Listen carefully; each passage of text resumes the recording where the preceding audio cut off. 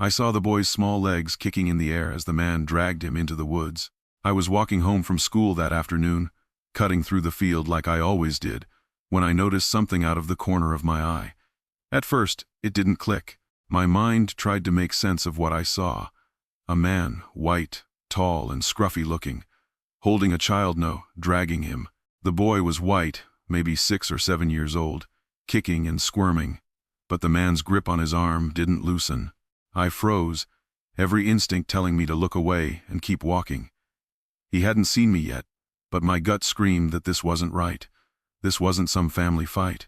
I knew it in the way the man kept glancing over his shoulder like he was trying not to get caught. The boy's screams came next, quiet at first, then louder. "Let me go. Mommy, help." His voice was so full of panic it sent chills down my spine. And then the man clamped his other hand over the boy's mouth. I should have run away. I should have gone and got help. But something in me wouldn't let me just walk past. What if no one else saw? What if no one else cared? I ducked behind a bush, trying to stay hidden, and pulled out my phone. My fingers were shaking so bad I could barely unlock it. My first thought was to call 911, but he was disappearing into the trees, and I didn't think they'd get here in time. Instead, I switched to recording. My camera wasn't great, it was cracked in the corner, but I aimed it as best I could. The man was dragging the boy deeper into the woods, both of them moving farther from the path. I knew I had to do something before he disappeared completely. "Hey!" I screamed, stepping out from behind the bush. My voice cracked, but I kept yelling. "What are you doing? I see you! Let him go!" The man whipped his head around so fast I thought he'd drop the kid. His face was full of anger and fear, but the boy's anxious, big, round eyes looked straight at me, wide with terror. "You don't know what's going on here, kid," the man barked. "Mind your own business." He thought he could scare me off. I don't know where I found the guts, but I yelled back, "I'm recording you. I already called the cops. They're coming right now." I pointed my phone at him, shaking it like I knew what I was doing. He hesitated, just for a second. Then he dropped the boy's arm like it burned him. "You don't know anything," he muttered, backing up. "This is a misunderstanding." I didn't take my eyes off him as I rushed toward the boy. The man stumbled over his own feet, looking between me and the woods. Finally, he bolted into the trees, cursing under his breath. I knelt down by the boy, who was curled up on the ground, clutching his arm. "Hey, it's okay," I said, trying to sound calm even though my heart was racing. "You're safe now." "Are you hurt?"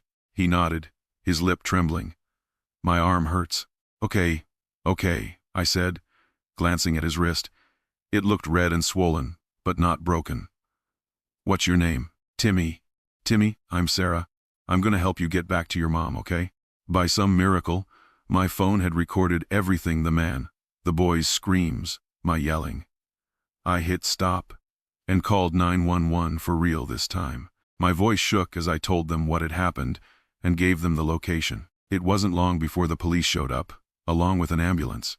Timmy's mom came running out of nowhere, collapsing to her knees when she saw him. She hugged him so tight I thought she'd never let go. As the paramedics checked him over, I showed the officers the video. They took my statement, thanking me over and over for stepping in.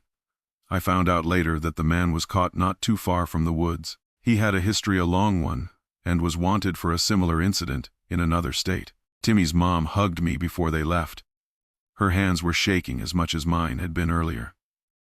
"Thank you," she said, her voice breaking. "Thank you for saving my baby."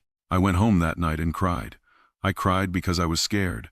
I cried because it could have ended differently. But mostly I cried because I'd almost walked away. Sometimes I still see Timmy's face in my mind, his big, scared eyes staring at me as I stepped out of the bushes, and I think about what would have happened if I hadn't stopped, if I hadn't yelled. I wasn't a hero. I was just a girl walking home from school. But that day, it was enough. In the days that followed, everything felt surreal. The police came by my house twice, once to take another statement and again to thank me for the video. They said it was the key piece of evidence to tie the man to other crimes. "It's rare someone steps in like that," one of the officers told me. "Most people would have just kept walking.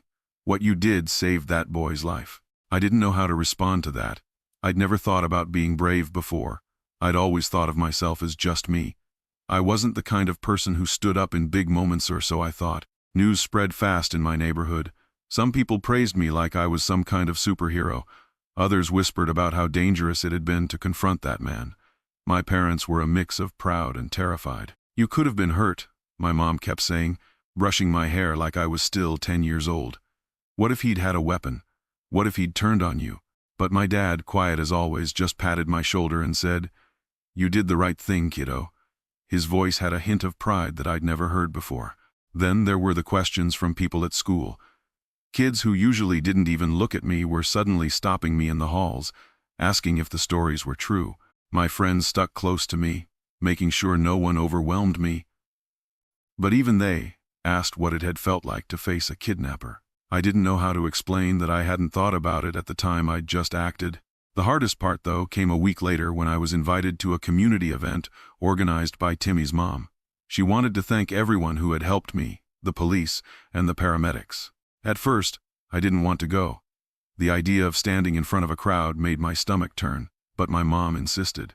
The event was small, but packed with emotion. Timmy's mom gave a speech, her voice breaking several times as she talked about how scared she'd been when she couldn't find her son. She said it was people like me who reminded her there were still good, brave people in the world. When it was my turn to say something, I froze.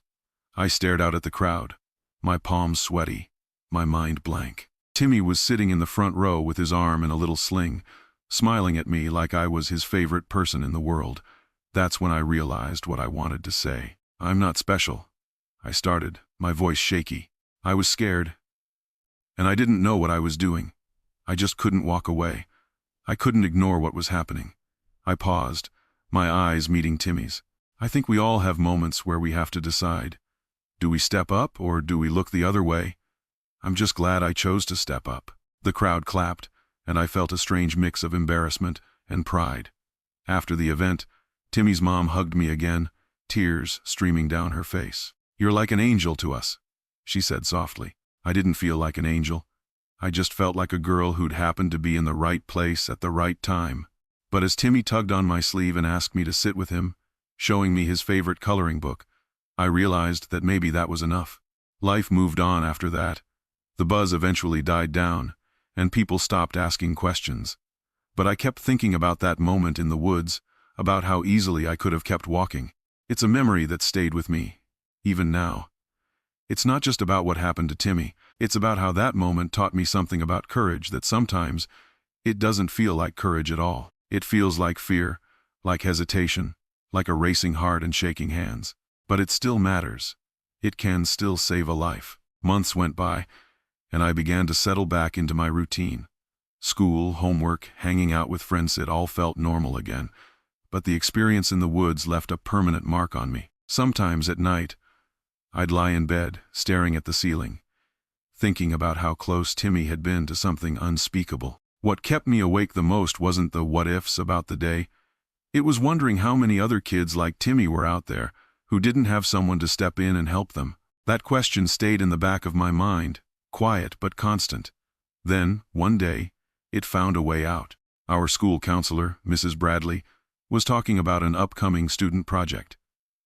She said we could pick any topic, as long as it was about helping our community. Most of my classmates groaned at sounded like another boring assignment, but I felt a spark of an idea. When it was my turn to present my project idea, I stood up and cleared my throat. I want to create a program for kids to learn how to stay safe and recognize danger, like how to avoid strangers, what to do if someone tries to grab them, or how to get help if they're lost. A hush fell over the room, and I could see a few kids sit up straighter. Even Mrs. Bradley looked intrigued. "Where'd you get that idea?" she asked gently. I hesitated. The story about Timmy hadn't come up in months. It felt weird to bring it up again, but I figured it was the truth. I saw something happen to a kid. He almost got hurt, but someone stopped it. I avoided meeting anyone's eyes. I just think it's important for kids to know what to do. It could save them. Mrs. Bradley nodded slowly. "That's an excellent idea, Sarah. Let's talk about how to make it happen." Over the next few weeks, I worked harder on that project than I'd worked on anything before. I researched, wrote scripts, and even convinced the school to let me host a workshop for younger students.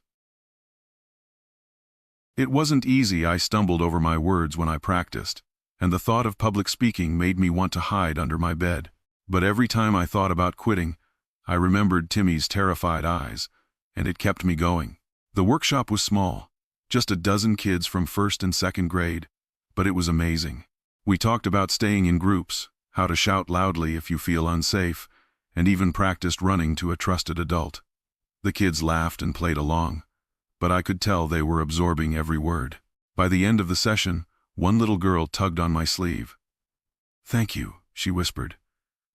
"Now I know what to do if a bad person tries to take me." Her words hit me harder than I expected, and I had to blink back tears. That first workshop grew into something bigger.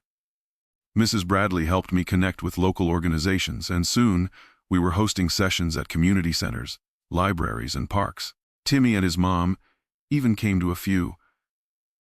Every time I saw his smile, I knew I was doing the right thing. Eventually, the workshops caught the attention of a local reporter. When she asked why I started all this, I finally told the full story about Timmy. The article spread through town, and more people started reaching out, asking how they could help or join. Looking back, it's strange to think about how much changed because of one decision I made that day in the woods. I was just a scared girl with a shaky voice and an old phone. But that was enough to make a difference, to save a boy's life, and to create something that might save others.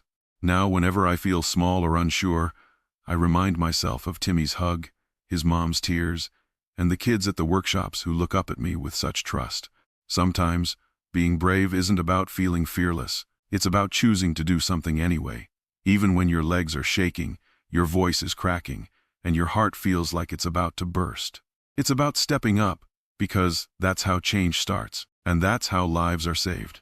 As the workshops grew, so did the impact. Parents started attending with their children, sharing their gratitude and often their own fears.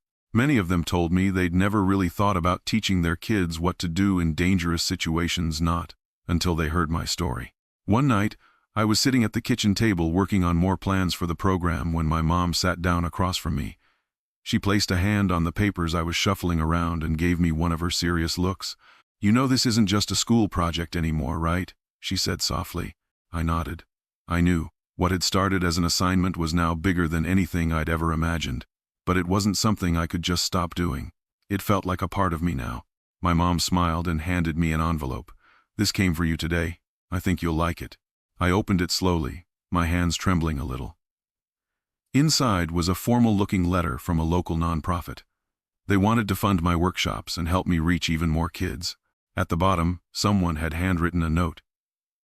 "Your courage is inspiring. Keep going. We need more people like you in the world." Tears stung my eyes as I reread the letter. It was the first time I realized that what I was doing wasn't just helping kids sit, was giving parents and communities a way to feel safer, to believe that someone cared enough to take action. With the nonprofit's support, we expanded the program. Volunteers joined in, including a few high school friends and even some adults who had read about the workshops. We started offering sessions in neighborhoods where resources were scarce and where families often felt overlooked. One of those neighborhoods was Timmy's. I hadn't been back there since the day I found him in the woods, but his mom had asked me to come. She wanted me to meet some of the families and kids she knew. The first session there was harder than I expected. The kids were shy, their parents weary.